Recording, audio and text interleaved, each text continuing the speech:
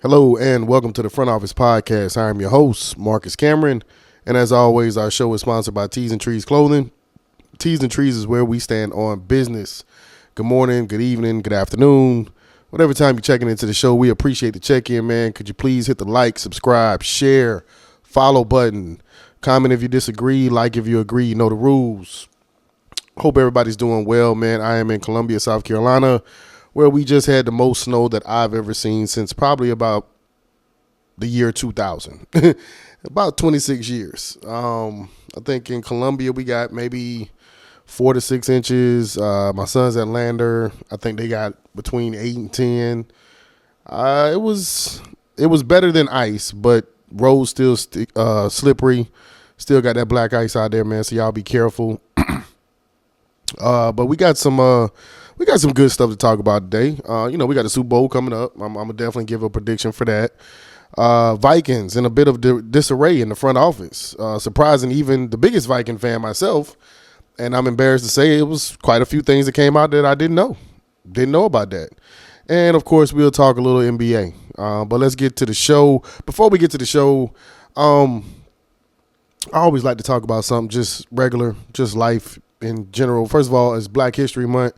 Happy Black History Month. You know what I mean? For sure, to all my melanated people out there, man, y'all know what it is. This is something we should celebrate every month, not just February, but they gave us February, man, so let's do it up. I noticed, I'm getting a lot of Facebook friend requests, and I'll send a lot of requests out because I'm trying to grow the page, I'm trying to grow the pod. So, you try to get people interested or whatnot, but then you might like somebody's story or you might like their post, and then I'm showing up on a fan weekly. Like, I'm not knocking the hustle, but damn, I didn't know that if I liked the picture, I was a fucking fan. Like, it seems a bit forward to me, but give me your opinion on that. Comment on our YouTube page, Instagram, Facebook, all that good stuff. Let's jump straight to the Super Bowl. Let's talk about the Super Bowl. The Super Bowl will be played on Sunday, February 8th. I forget the name of the stadium, but it's in California. I do know that. Between the New England Patriots and the Seattle Seahawks. Now, don't none of y'all get on here lying and capping in my comments talking about you had the Seahawks the whole way and you had to pay. Nobody picked these two fucking teams at the beginning of the season. Maybe Seahawks fans, maybe Patriots fans, but to me it was a pretty big surprise. Shout out to Sam Darnold. Sam Darnold's getting his just due. Last year with the Vikings, it didn't end well. He took a lot of criticism, and he got the big deal with Seattle, and he delivered. Can't say much about it. They got a great defense. Offense is clicking. I think they got the best receiver this year, in Enigma Smith, and of course, Cooper Kupp is always, somebody that's dangerous. But they got a lot of weapons on that team. Burner, Charbonnet is out, but they still got Kenneth Walker Jr. and a good, solid defense. Like I said before, I think their coach doesn't get enough credit. Their head coach, I believe he's a first or a second year guy, making it to the Super Bowl. Shout out to him. Then on the other side, you got, to me, probably the biggest surprise is the New England Patriots. That turnaround was crazy. I don't know what they finished last year, but this year it was impressive. Mike Vrabel has that team locked in. I think he has complete control of that locker room, even with some of the stuff with Stephon Diggs. Nothing ever got out of control. Even with the Cardi B stuff, the boat, and all this other shit, they never lost focus. They never lost focus on the goal and what they were trying to accomplish. And you gotta credit them. You gotta tip your hat to them. That's a well-ran team over there. I'm rooting for the Seahawks. I think the Seahawks will win, but I'm gonna tell you how I think the Patriots can win. They got to get to the quarterback.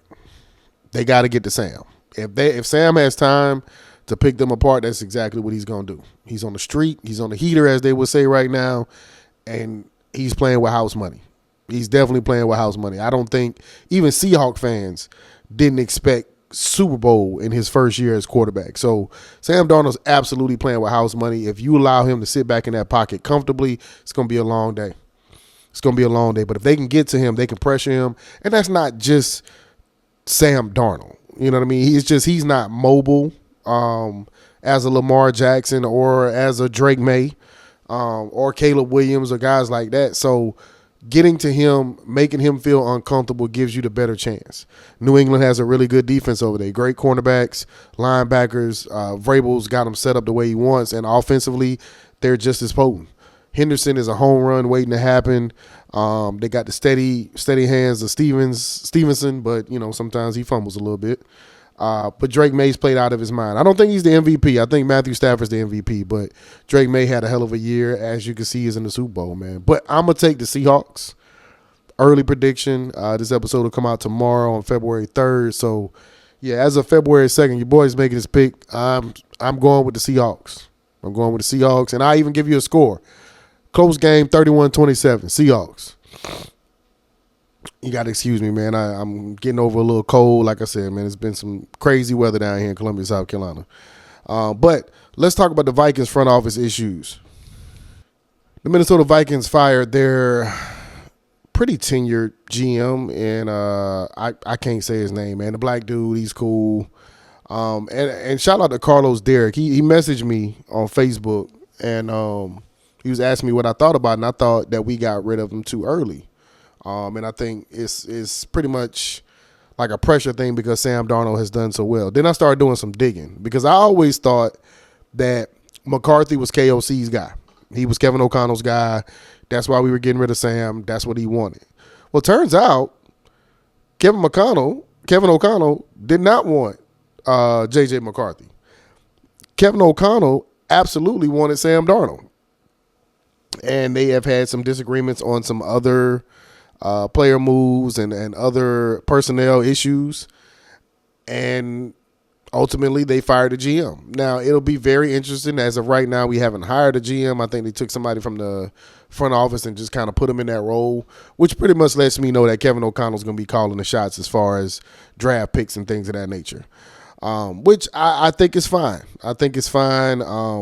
I kind of look back at my man, the RGM's draft record. Yeah, he drafted Justin Jefferson. You know what I mean? Well, I don't know if he drafted Justin Jefferson, but he had some good ones, but he had a lot of questionable ones. Lewis Seen wasn't questionable, but taking him, it just didn't turn out his way. I think that's what makes it hard to be a GM in any league. It's like, you can't help if that guy turns out to be a bust or not. You can only draft them on what they've done so far, and what they've done so far is going to be on the college level. So it's a tough job, man. I hope he lands somewhere. I hope we figure it out, but it'll be very interesting to see how it plays out, man. But let's get to some NBA news, All-Star break, LeBron trade rumors. Not a whole lot of time, but we'll get to it. The trade deadline in the NBA is coming up very soon. It is going to be on Thursday, I believe. There's a lot of rumors flying right now. Don't know what's true. A good friend of mine posted that LeBron and the Lakers are done with each other and they want out. LeBron has a no-trade clause, so it doesn't matter what the Lakers want. If you can't find the right deal, he's there.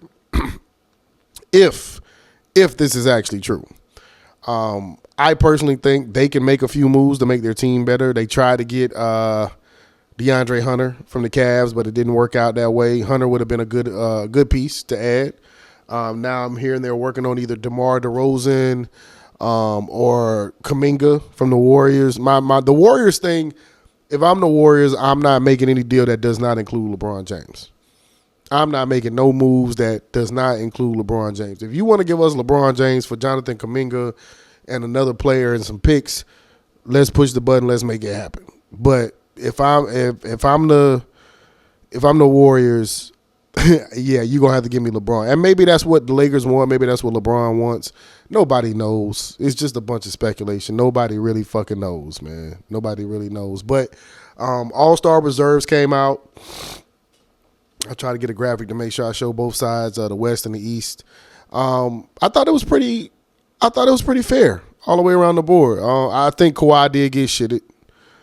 He got shitted, but Kawhi's never really available. He has been quite healthy this season a little bit, but he's never really available, and I think that just plays a part in what people think of you. It's unfortunate. It's not fair, but it is the truth. If you're never available or you're not available a lot and it doesn't feel like you're trying to be available, then when you start talking about accolades, people not gonna mention your name. They just not gonna mention your name, man. But he did get shitted. I thought he should have made the All-Star team. LeBron making his 22nd consecutive All-Star appearance. That is fucking insane. I want y'all to understand how insane that is. The man was not a rookie. I mean, was not an All-Star his rookie year and has been an All-Star every year since. That's an impressive ass stat. I know championships is what y'all only thing y'all care about, but when you talking about the total of somebody's career, that's a pretty fucking impressive stat, man. That's a pretty fucking impressive stat, man. But some surprises on both sides as far as the East and the West for me. Detroit is doing well. I knew they were going to have a good year. Like I said, I've been watching Detroit for the last 2 years. Boston is surging without Jason Tatum. I think Boston is top 3 in the East right now. The Cavs, I think that's why they pulled the trigger on the trade. You know, they're starting to falter a little bit. Orlando's kind of middle of the road. Miami is Miami. The Hawks definitely have taken a step back. What's crazy is that Trey wasn't playing and y'all traded him and y'all started playing worse. Not sure what happened there, but, you know, they'll figure it out. They'll figure it out. And the Greek Freak seems to be on the move. And I have a destination team for the Greek Freak. I don't know what the Knicks are doing, man. I don't know what they're doing, bro. But you should be trying to get Giannis. You should be willing to give up Karl Anthony Towns, and you should be willing to give up Mikal Bridges and absolutely make that push. Because if Giannis goes to New York, make no doubt about it, they are now the favorites in the East. Period. Maybe to win the whole chip. Now, I don't know how well that works with him and Brunson. As far as how Brunson plays, he's not a selfish player, but style of play matters. Style of play absolutely matters, and I'm not sure if it meshes, but if I'm the Knicks, I'm definitely inquiring. Minnesota is another team. I was talking that with my barber earlier today. Minnesota is another team that you could possibly make a move for. Again, not sure how that works with Anthony Edwards being the number one, but Giannis is definitely on the move. It'll be interesting to see where he lands. I will try to get out another episode before the Super Bowl. I can make no promises. Y'all know, if y'all been tuning in, man, you know I got a new job and it takes a lot out of me. So pause. We shall see. I'll try to get a new episode out before then. I'm your host, Marcus Cameron, Front Office Podcast. Tees and Trees is the clothing line. Peace.